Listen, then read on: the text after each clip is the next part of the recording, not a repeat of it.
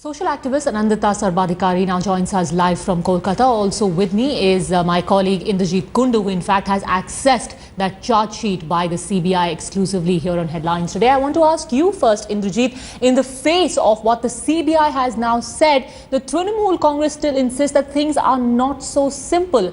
What explains this defense in the face of such irrefutable evidence?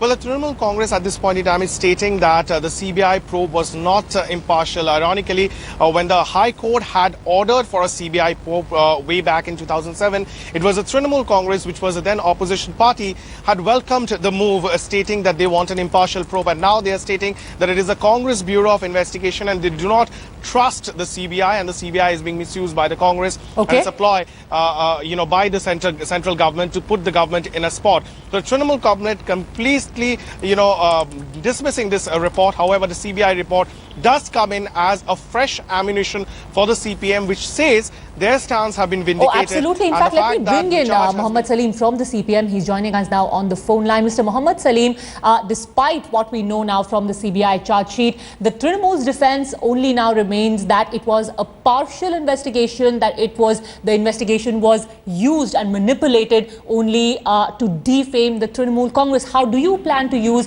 these new revelations now against the Trinamool Congress? It's a very strange story. The Trinamool Congress and opposition wanted the CBI inquiry, and even state government didn't want. They said CID is sufficient, but still we acceded to that because that was a popular demand. And now the investigation is there. Well, she has no ground to blame because the Trinamool Congress was part of this UPA-led two government during the entire period of this investigation. So now, when the investigation report is out, and because it is going to expose the Trinamool Congress and Maoist nexus, and how the Trinamool Congress leaders and Maoists, they jointly cooperated, trained and armed forces were raised to liberate Nandigram, this is going to come out, and that's why Mamata Banerjee is afraid of. Now the government, they have to find out the truth, because entire edifice of the Trinamool Congress was built on the foundation of lies based on Nandigram Singh. Now it is being exposed. That's why we want the law must take its own course and let the people know what was actually what has happened. Okay, Mr. Salim, I just request you to hold on for a minute, because also joining us now is Subhendu Adhikari, a leader of the Trinamool Congress.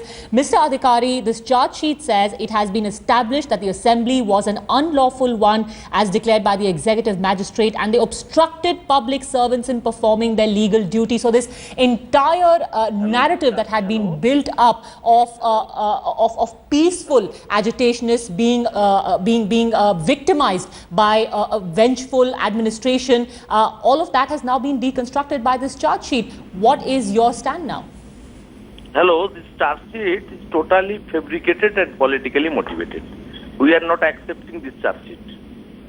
No, but how can you not accept it? You sought this probe. Now, how can you dismiss it just because the findings are not convenient for your political motives? Honorable High Court, Kolkata High Court, then Chief Justice Mr. S.S. Nirjhar and Justice Pinaki Ghosh passed an order on 16 November 2007 that this firing totally unconstitutional. But there was an unlawful assembly and the district administration was left with no choice but to take those measures, Mr. Subhendu Adhikari. Trying to save 7 accused IPS officers. Hello? All right, Mr. Subhendu Adhikari, along predictable lines, you're saying that it's all politically motivated. I wonder if Mohammed Salim is still with us. Would you like to react to what Mr. Adhikari just said, Mohammed Salim? How can you ask Subhendu Adhikari to pass some comment on this when he was also directly involved, instigating not only the mob, but abetting and helping Maoist cadres to come in Nandigram and give them ammunition so that they can take the law on their own. You have any proof? You have any proof? That's why we're afraid of. Then let the police investigate. I go by the investigation. It's not my words or your words. I am not blaming you. I said let the CBI, because you asked for, and you were the participant of the UPA2 government. Your investigation has taken place. You are in the government now. It's your second duty to expose. If we are to blame, let us find out. There's no question of emotion. It's a question of facts and hard facts. You have to face that. Politically. Respond to that, Subhendu Adhikari. Mr. Selim, he is a CPIM party leader. He is speaking as CPIM leader.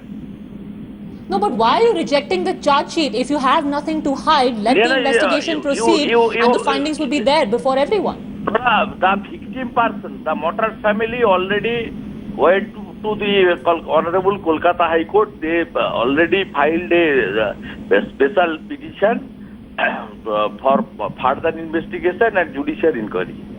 All right, Mr. Subhendu Adhikari and Mohammed Salim, thank you both gentlemen for joining us with that heated argument. Let me now go across to Anandita Sarvadhikari.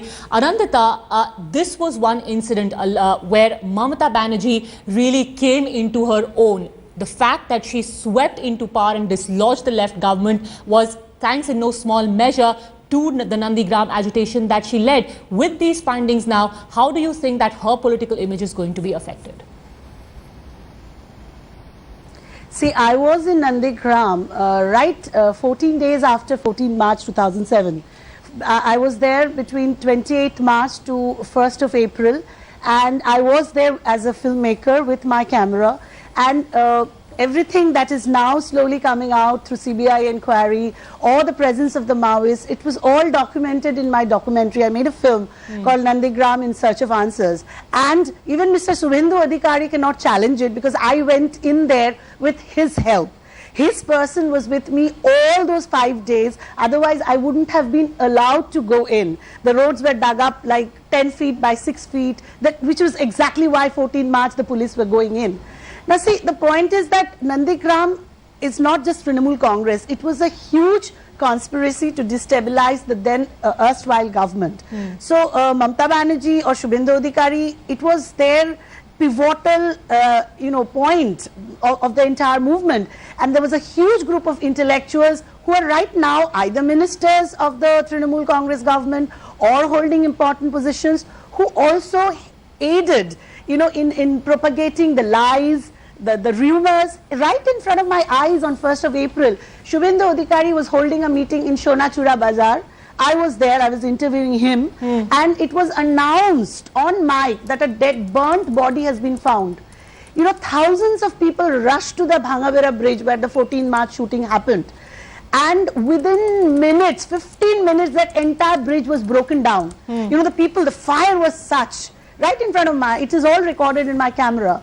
Later on what was found from forensic report. Forensic report proved that the two burnt pieces that were shown and people were, agitated, seeing it, called a burnt body, were actually some rubber tubes. And that was used as a route to incite violence in Nandigram, and those facts only now being corroborated by the CBI charge sheet. Nandigram is a saga where layers and layers of lies is there. I mean, CBI, the charge sheet is only the first layer that has been peeled. All right, so the first layer now has been removed, and in fact, we'll keep tracking that story. Anandita Sarvadhikari, thank you very much for joining us, and thanks also to my colleague Indrajit Kundu for breaking that story.